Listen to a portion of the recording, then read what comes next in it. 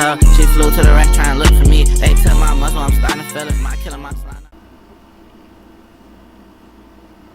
King Thanos is not just another version of the Mad Titan. We're talking about Thanos at the end of time, after he's conquered the universe, defeated every hero, villain, and cosmic being, and is left with only one thing: regret.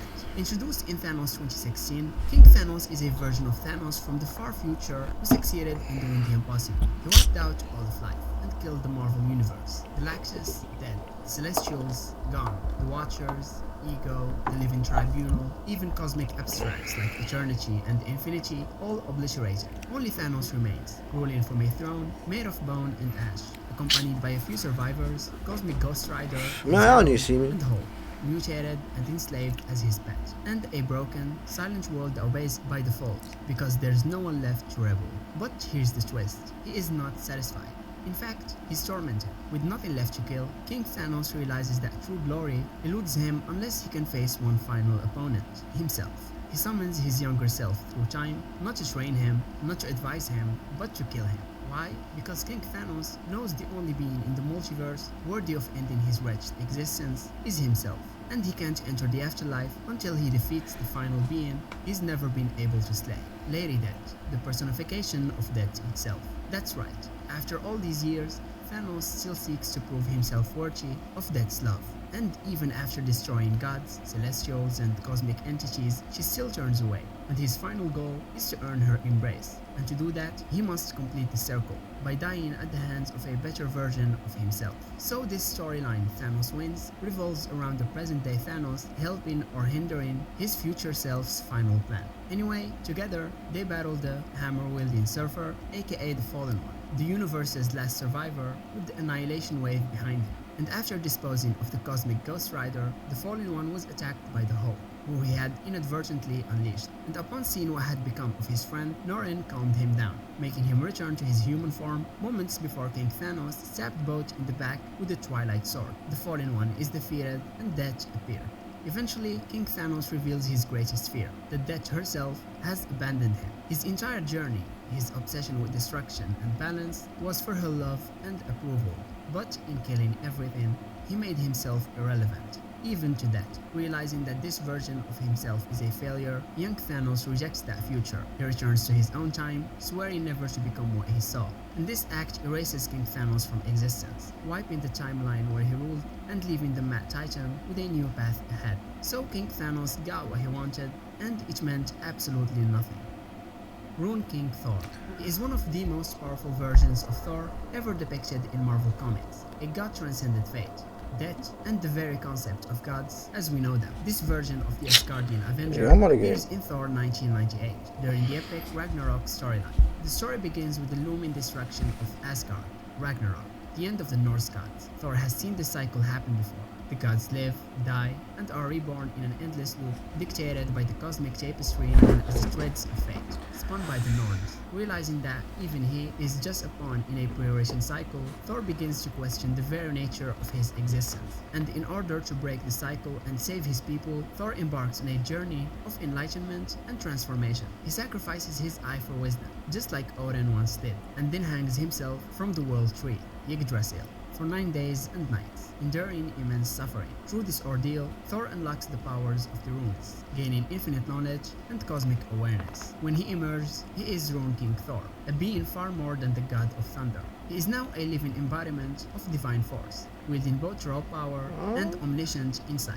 As Rune King Thor, he destroys those who sit above in shadow, mysterious godlike beings who feed on endless cycle of Ragnarok and control the fates of all gods. And these entities were thought to be beyond death, but Thor annihilates them, shattering the very foundation of the divine hierarchy. Thor then goes even further. He lets Ragnarok happen, but not as another cycle of rebirth. This time, he ends it completely. He allows the destruction of Asgard so that the gods can be freed from fate, breaking the wheel forever. And in doing so, he vanishes into a kind of cosmic slumber until the universe needs him again. So Rune King Thor is basically unstoppable. At this level, he could potentially stand toe-to-toe with cosmic entities like Galactus, Oblivion, or even the Living Tribunal. This version of Thor is a force of change, a mythbreaker, and a god who dared to defy destiny itself. God Emperor Doom. It's the ultimate version of Victor Von Doom, and in this form, What? he's not just a genius or a tyrant, he Not is what, a but like, literal god. what? This version of Doom comes from the Secret Wars 2015 event, and it's one of the most powerful and terrifying iterations of any Marvel character ever. The story begins with the collapse of the multiverse. All realities are dying due to incursions, catastrophic events where universes crash into one another. As the multiverse falls apart, Doom works alongside Molecule Man and Doctor Strange to try and stop the destruction. But when the final incursion occurs between Earth 616 and the Ultimate Universe, Doom steals the power of the Beyonders, cosmic beings capable of destroying universes with ease. Armed with that stolen power, Doom creates a patchwork planet called Battleworld, made from the fragments of the destroyed multiverse. He kills the Beyonders, reshapes reality, and declares himself God Emperor Doom. On this new world, Doom rules with absolute authority. People worship him as a deity, and even cosmic beings like Galactus and the Living Tribunal are either destroyed or reshaped to serve him. Doctor Strange becomes his sheriff, and Sue Storm becomes his queen, despite her not knowing that Doom reshaped her memories. He rules all, yet he's constantly haunted by the fear that he's still not worthy of that power. And Reed Richards, his lifelong rival, still lives, hidden in the remnants of Earth 616, and Doom knows that, deep down, Reed might have been the better man to wield godhood. So when Reed eventually returns and confronts him, Doom admits the one truth that has always haunted him. Reed would have done it better. And that one moment of vulnerability is enough for Molecule Man to strip Doom of his power and give it to Reed, who remakes the multiverse anew. But Doom doesn't die. Instead, he survives, scarred emotionally more than physically. And for the first time in his life, he tries to be good. He even abandons the mask and becomes infamous Iron Man, attempting to honor the legacy of Tony Stark after his death.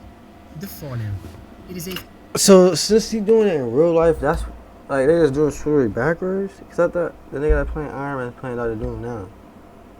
Robert Downey, whatever that nigga name is. So is he better? Why is he going backwards?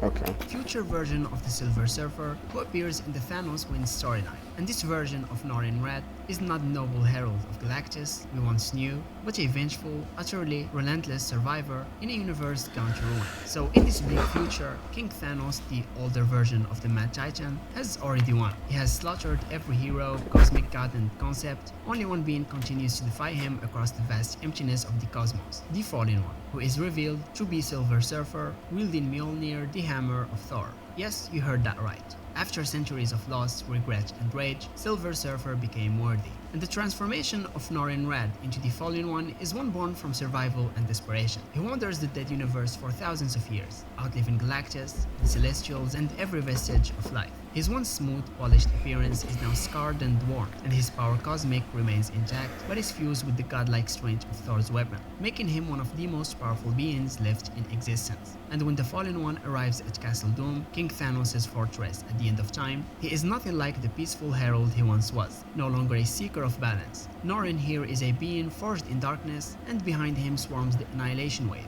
his final army against the Mad Titan who consumed all things, and his body now saturated with black matter, the primordial force said to bind galaxies together. But Thanos was ready. Knowing the Surfer's return was inevitable, King Thanos had the Cosmic Ghost Rider travel back in time and drag his younger self to the end of time. Now two Thanos incarnations stand united to face the last rebel in the universe, and as the battle erupts, the Annihilation Wave is annihilated, not by Thanos but by Cosmic Ghost Rider, who unleashes Hellfire under a cosmic force to burn it all to ash. But the Fallen One presses forward, with the power cosmic merged with Thor's enchanted hammer and the density of black matter flowing through him. He tears into both young Thanos and King Thanos and the Rider. He destroys the Ghost Rider, and the fight draws out the final weapon King Thanos had held in reserve, the Hulk, or at least He what's left died. of him. And when the two lock eyes, Norrin speaks softly. He doesn't fight the Hulk, he reaches him. Through all the madness, he finds Bruce Banner still buried inside, calming him and helping him revert to his human form.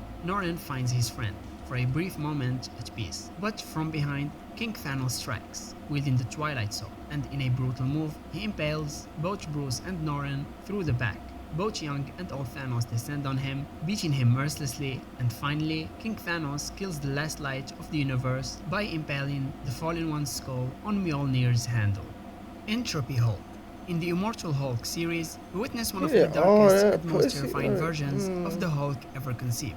And this isn't just Hulk as a rampaging force of nature, this is Hulk as a vessel for a god of destruction, the one below all, a cosmic, hellish entity that represents the absolute end of everything, hatred, entropy, and annihilation. Let's rewind. So the Immortal Hulk series begins with the premise that Bruce Banner cannot die. No matter how brutally he's killed, the Hulk always rises, resurrecting his broken body. But as the story goes deeper, it becomes clear something ancient and horrifying is awakening within him, something beneath even death. And that something is the one below all, a dark god imprisoned in the lowest layer of reality, the opposite of the one above all. It dwells in the below place, a green hell beneath the Marvel multiverse. And the twist, this being has chosen the Hulk, especially Bruce's Savage Hulk persona, as its perfect vessel, using his rage and trauma as a gateway into the living world. And the Immortal Hulk, issue 25, showed the ultimate evolution of the Hulk if the one below all had its way. And this version of the Hulk had grown to a size that rivaled the most powerful Celestials and traveled the cosmos destroying worlds as if they were nothing. No world was safe from this Hulk's power and rage. Without an Infinity Gauntlet, destroying planets with one punch was far beyond what any other Hulk or being in the Marvel Universe could master.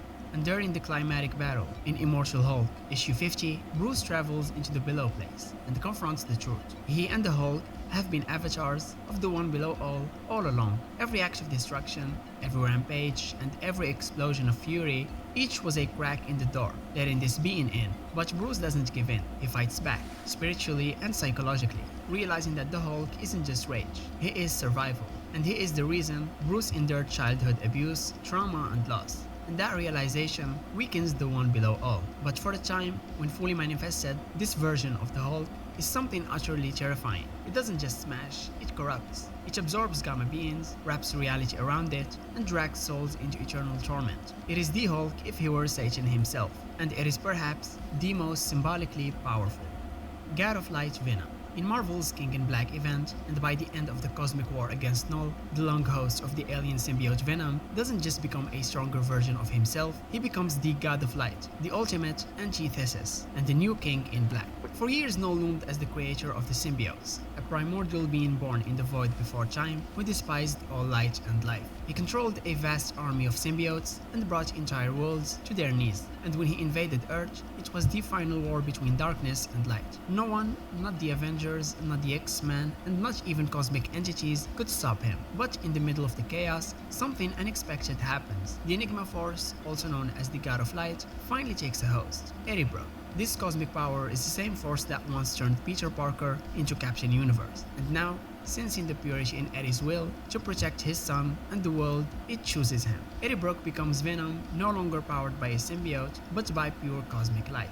And in this new form, God of Light's Venom is nearly unstoppable. He towers with celestial brilliance, adorned in living armor, shaped like Venom but glowing with radiant energy. He wields Mjolnir and the Silver Surfer's board, fused into a massive battle axe, a weapon that combines divine thunder and the power cosmic. And with this, Eddie takes the fight directly to Null, in a way no one else could. And during their final confrontation, Null tries to corrupt Eddie, to wrap his tendrils of darkness around him like he did to so many others. But Eddie has transcended his fears, his anger, and even the Venom persona itself.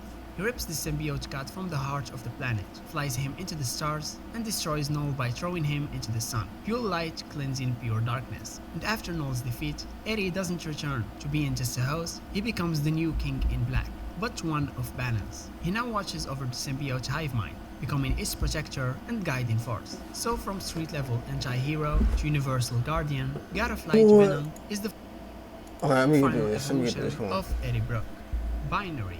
Before she was Captain Marvel, Carol Danvers reached godlike heights as Binary, one of the most powerful forms she has ever achieved. And this transformation didn't come from Kree technology, it came from a cosmic explosion that rewrote her very DNA, turning her into a living star. The origin of Binary begins during the cosmic scale. She could fly faster than light, survive. Alright, I gotta watch a bum video real quick. I gotta leave.